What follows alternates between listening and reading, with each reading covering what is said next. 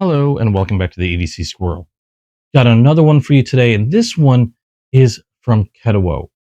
Now, I'm really excited about this one because I got it for a very specific reason. Now, I did open this previously on a live, but I wanted to do a video to give a little bit more detail on it. And this is a Mini Griffin. Now, the reason why I got this is, first of all, I already have a Mini Griffin, and I've done a video on it before. And it's a higher premium offering from them, runs about like a little over $200, has a, I believe, an M390 steel blade, titanium scales with carbon fiber. And this particular colorway was also one of 50 that was a collaboration between Ketuo and Blade City. Now, I really like this knife. Probably one of my favorite knives this year. The problem is, while I really like it and I really want to carry it around with me, this is only one of 50. And they've already been sold out. They've been sold out for a while now. And being one of 50, I admittedly get a little leery about something happening to it because it's not something that I'd be able to easily replace. But I found out recently that they came out with a new Mini Griffin, which is what we have here. Now we got an information card here, sticker, microfiber cleaning cloth. Then here's the new Griffin. This one is a much more affordable G10 version that runs, I think I remember, roughly around $80 in comparison to the other one that ran to like over $200. This one in particular is made with, let's look at the card here. Well, first of all, its designer is David Jin. It has a 14C28N steel blade, PVD coated, a PVD coated 14C28N steel blade, G10 white and black scales, and otherwise all the measurements are exactly the same as the other Mini Griffin that I showed you. Blade length of 2.95 inches, handle length of 4.09, pocket clip ceramic ball bearings. It is a button lock, kind of like a top liner lock, and a weight of 3.83 ounces. And as stated before, I've done a video on this one before, but I was super excited to find out that they came out with a budget version of that knife. And I don't think I'll have any qualms about bringing this along. And at least this will be much easier to replace if something were to happen to it, like something, if it were to break through, whatever, on accident. I don't imagine this having any trouble handling anything that I want to throw at it. But, if accidents were to happen, this would be a lot more affordable for me to replace, not to mention easier to find than something like this. Now, I've done a video on that before, so a lot of the talking points are pretty much going to be the same. I love the size and shape of this blade. It is a harpoon blade, and the length makes it really nice, especially since I live in a state where blade length is restricted. And it's also surprisingly ergonomic in feel. The handle fits really well in the hand and is surprisingly comfortable for how angular it looks. And then that button lock is super secure. Now, I did test this out before. There's no movement on the blade left or right, up or down on there. Very solid lockup. And like the premium, this one is perfectly centered in the well. And it's just a pleasure to use. It's a super fidgety knife. It's a super fidgety knife, excuse me. And the blade action on this, super smooth, super quick. And it's one of the most fidgety knives I have in my collection. With the way, and you have multiple ways of opening this. You have a thumb hole here where I like to spidey flick this one. You can open it with your thumb. You've got a rear flipper and a front flipper as well as the button lock. And they all work fantastic. I don't have any problem spider flicking this thing. In fact, it's probably one of my favorite ways to open it. The front flipper works fantastic. Don't have to think too hard.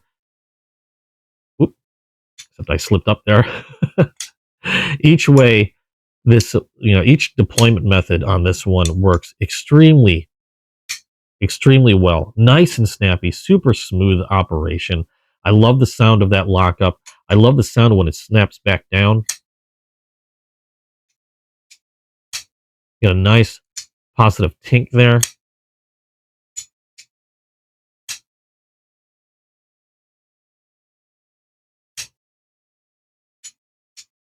And it's just super fun to use. Now, it is a reversible pocket clip. The other differences on this one... Now, the pocket clip is the same. They're inset. The biggest difference on these two, aside from the materials between the premium and the budget version, are these interesting... I don't know what you call these. Like, okay, on the budget, I did check before. It's T8s all the way from the pivot to the body screws to even the pocket clip, which I love that they did this. It's just all T8 size screws where they use some type of proprietary thing for the pivot, as well as, I don't know what this is here. I don't know, it's another proprietary, I don't know what that is. It's not exactly a flathead. It's rounded off real weird, but at least the pocket clip is T8. So in taking this one apart, if I ever need to take this one apart, I have some questions on that. But with the budget version, they got everything strictly T8, which is, again, absolutely fantastic, even down to where I rarely see it, even down to the pocket clip. Otherwise, everything is pretty much the same. The feel on the budget is absolutely outstanding. The weight, they don't feel very different. I don't know where I put my scale today, so I can't really give you a very definitive difference. I think the titanium one might be just a hair heavier, but they feel almost identical. And grip wise, it is a smooth, just very, very finely textured G10, but I find that it gives me a really good grip. You've got a little bit of texturing here, and again, it's your typical like G10 feel. But otherwise, action-wise, they both feel exactly the same. The same snap, the same smoothness, even down to that same like tink sound when you drop the blade back in place and fold it.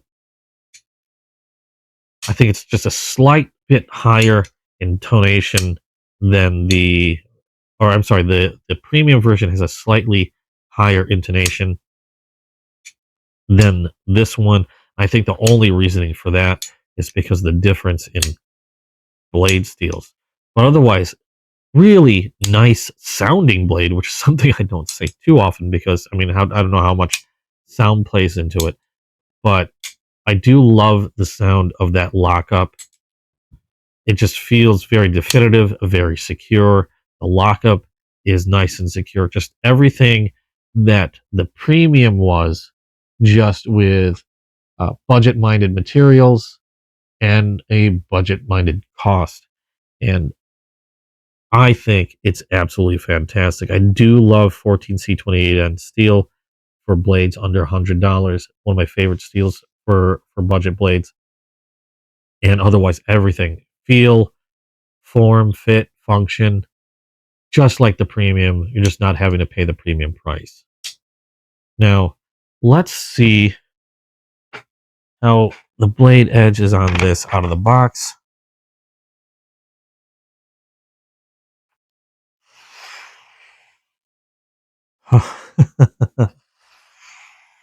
I think I did this during the live before. I haven't honed this. I haven't stropped it. And it's just super smooth from choil to tip. It feels so good cutting through this paper. It sounds really good. Nice and quiet. Super sharp blade out of the box. Really well done factory edge on this. It just felt fantastic going through this. It rivaled those knives from, I think, some of the sharpest factory edges I've ever seen out of the box. I believe, or at least that I've experienced, some of the sharpest ones were SRM. Budget blades, very inexpensive blades, but I don't know who's doing the finishing on SRM blades, but they are phenomenal. And this one is right there with them. Very nicely done factory edge on that. Super sharp. This one, I know, I think I think I did do some cutting on some paper when I did open this live, and I believe I even shaved some. Yep, I'm running out of hair on my arm, but this is shaving sharp. Really well done factory edge. But that is the Ketuo Mini Griffin G10 version, and absolutely awesome blade. Now, I would have said this by far had taken it away for one of the best knives I've gotten this year. But now that there is a budget version with that, or a budget version that feels just the same, super sharp, and functions just as well as the premium, this might take the cake right here. I'm just going to say that now. I haven't done a video for my favorite one this year, but this is a definite contender. So check it out. I got mine from, I believe, on Whatnot. I think I got it from Blade. I'm pretty sure I've got this. Yes, I got this from Blade City on Whatnot.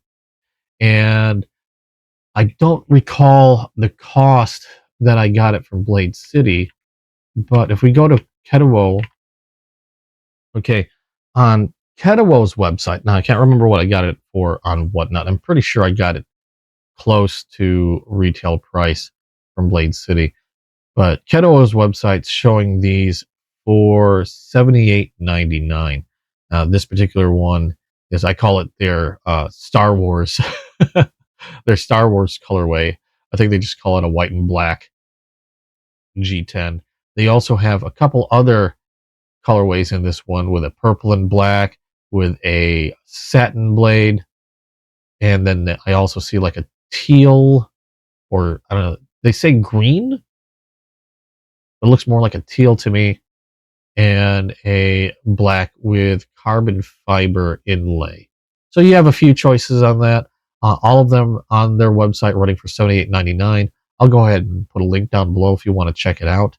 But really, really super blade. If you were intrigued by the premium Mini Griffins, but wasn't too excited about how much they cost, I would definitely check out the G10 Mini Griffin, because it's absolutely fantastic. So thanks again for watching. Hope you enjoyed. If you liked what you saw, please drop a like down below. And if you haven't yet, hit subscribe and hit the notification bell. That way you know when a new video drops. But thanks for watching, and hope to see you in the next video. Bye-bye.